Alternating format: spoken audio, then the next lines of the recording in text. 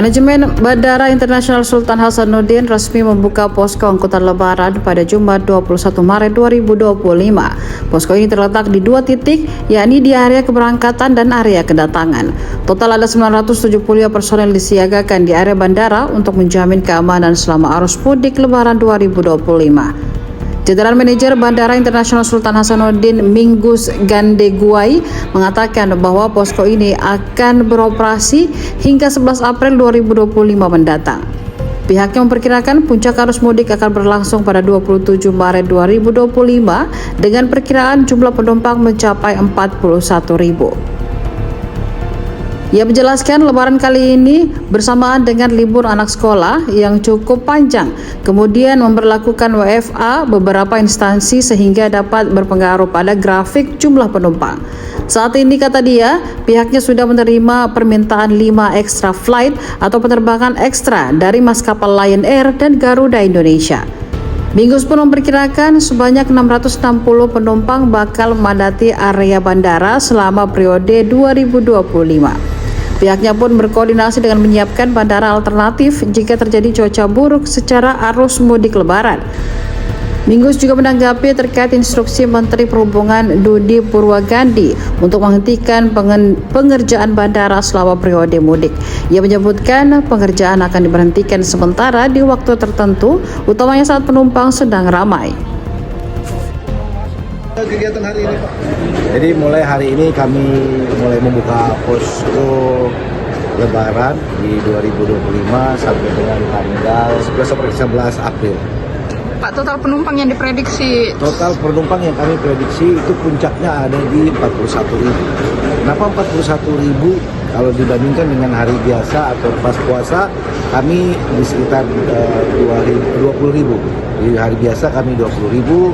Kemudian kemarin Nataru kami sempat sentuh dan puncaknya 35.000. Kami prediksi di sini 41.000. Kenapa 41.000?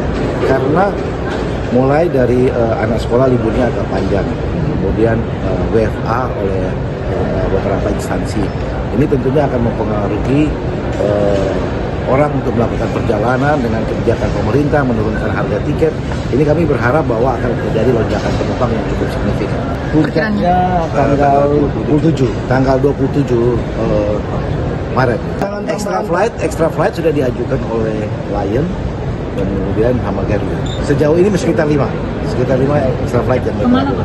Itu biasanya masih ke arah barat ke Jakarta. Yang masih dominan adalah karena di sini top 10 traffic adalah mulai dari Jakarta, Surabaya, dan Kendari.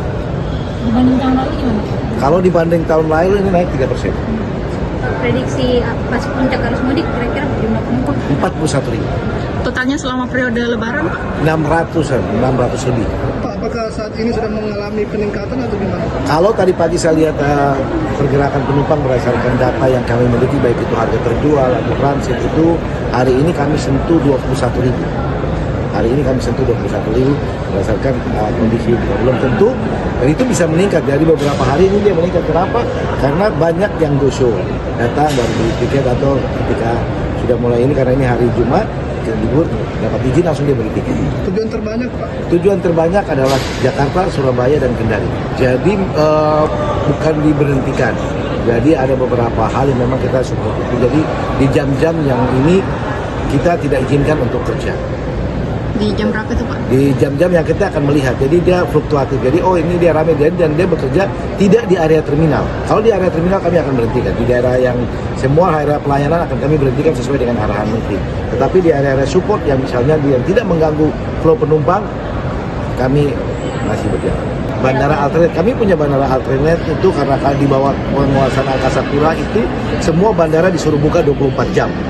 Semua bandara di 37 bandara di bawah kendali Angkasa Pura itu buka 24 jam untuk mengantisipasi kondisi seperti ini. Kalau di kami di sini ada di Manado, kemudian ada di Balikpapan dan di area Banjarmasin yang terdekat atau Denpasar yang kami juga siapkan untuk menjadi alternatif. Begitu pula sebaliknya dari Surabaya dan Denpasar juga menggunakan bandara ini sebagai alternatif. Download Tribun X sekarang, menghadirkan lokal menjadi Indonesia.